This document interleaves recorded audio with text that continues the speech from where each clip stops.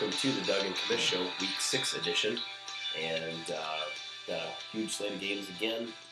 We're getting to the middle of the season.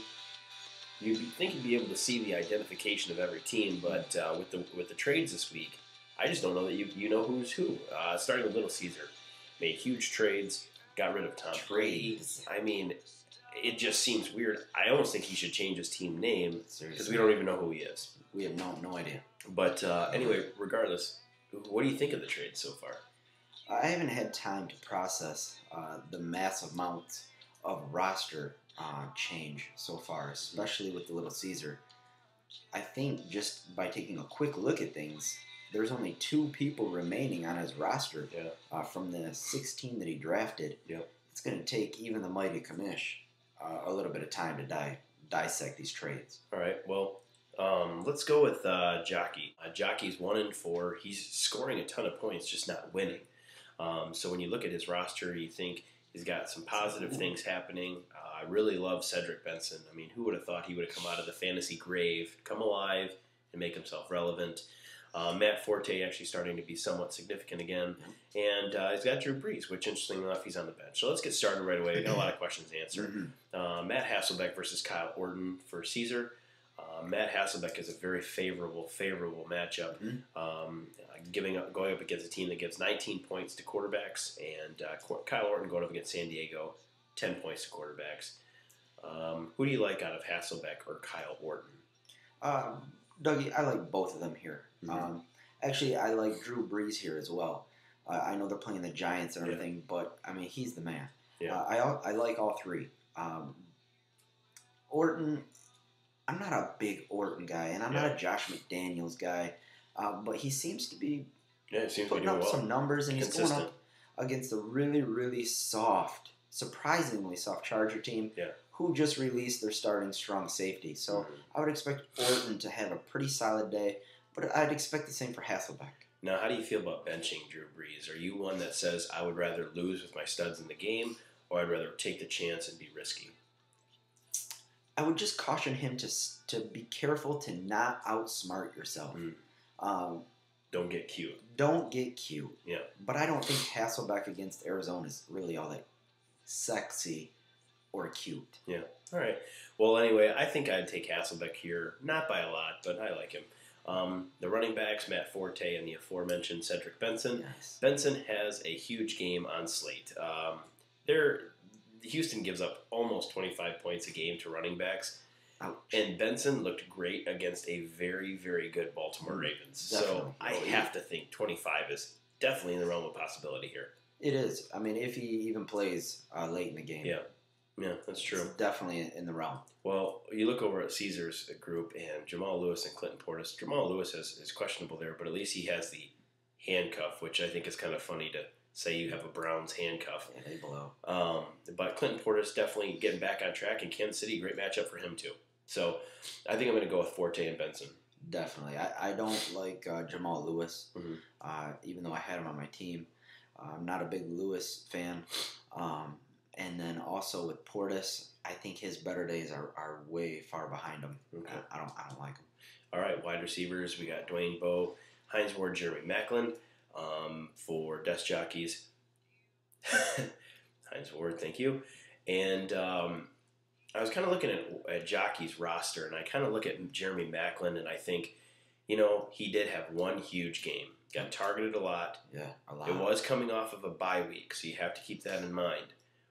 That said, I don't know. Do you play him? Do you take the chance, or do you play Kelly Washington or Antonio Bryant in that spot? If Antonio Bryant is healthy, I'm rolling Antonio Bryant because of the matchup against Carolina. Okay. But I also like Maclin. Like you said, they're coming off a bye week, but he had a lot of targets, and he did something with those targets. Andy Reid is one of those guys that you play well, and he'll start you. He'll play you. Yeah. So it's a toss-up there, but I would definitely roll Antonio Bryant as my second choice to Maclin. If he's healthy. Okay. If he's healthy. Little Caesars actually really, really like his wide receivers this week. Derek Mason, Burleson, and Bolden, all going up against teams that give up a decent amount of points to wide receivers. and all of his guys should be able to get the ball. Bolden hasn't really, I don't think he scored a touchdown this year. I think it happens this week. against Seattle. And so hopefully he'll be able to get some points there out of those guys. I don't know who I give the edge to. I'll be honest with you. I think this one's going to be pretty close with all three guys going up against each other. I don't see either group really running away with any major points. I'm with you, Doug. I'm definitely with you on that. I like Bo and I like Ward. Yeah. But I'm not so sold on Mason, Burleson, and Bolden. Mm-hmm. I don't like Mason's matchup against Minnesota's corner. If you're going to line up with Winfield on him, Winfield struggles with the speed guys, and that's the last thing that Mason is. Yeah, Mason used to be speedy about 1984. Right. Yeah. In his Michigan State days, he was fast. Yeah. In his 17th year in the NFL with the Ravens / Titans, not so fast. So it's going to have to come from Burleson and Bolden, but I'm going to give the edge to Jockey. All right. Tight end Jeremy Jockey going up against his old team. Probably a revenge game. It's a good play, Mike. I kind of wonder if he's going to be talking to Breeze, telling him to give me the ball. I want to embarrass them as much as possible. And when you look at Heath Miller, the new pickup for Caesars, actually getting a lot of points, a lot of targets. Mm-hmm. Roethlisberger seems to be getting a pretty good chemistry with him this year. I agree. If I had to give the edge, I would give it to Jockey. Okay. Like you said, the revenge game. Nothing gets people's blood going, the competitive blood, the competitive nature inside you, than a revenge game. Yeah, that's true. All right, well, I'm going to go with Heath Miller on that one, actually, over Jeremy Jockey. The Vikings against Baltimore and the Eagles against Oakland, I definitely have to give the edge to Caesar here. Oakland gives up almost 14 points a game to defenses. You saw what the Giants did to them last week with 16. Yeah. And I have no reason to think that the Eagles aren't fully prepared to handle Oakland here fairly easily. I am a better quarterback than Jamarcus Russell. Yeah, I can't dispute that at all. No, and I've seen you throw, and it's not pretty, but I think you're better. I got game. All right, well, like I said, give the edge there to Caesar. All right, well, what do you think this game comes down to? What do you got? Dougie, it looks like it's gonna be a close matchup on paper, but it's really not. LC has 9 new starters. Yeah. There's no unity. Yeah. There's no chemistry. Whereas the desk jockey is not answering the phone anymore for trades. He's consistent with his roster, and that's why they put up 140 some points last week. Yep. Look for that Chinese-looking receiver, Mr. Ward, that one right there, Mr. Ward and Benson, to lead jockeys in a comfortable 20-point win. Yeah, I'm going to go, I think it's really going to be closer than what you're saying. And the reason why I'm going to go ahead and pick with the jockeys is I really think between Hasselbeck, Forte, and Benson, this game's over.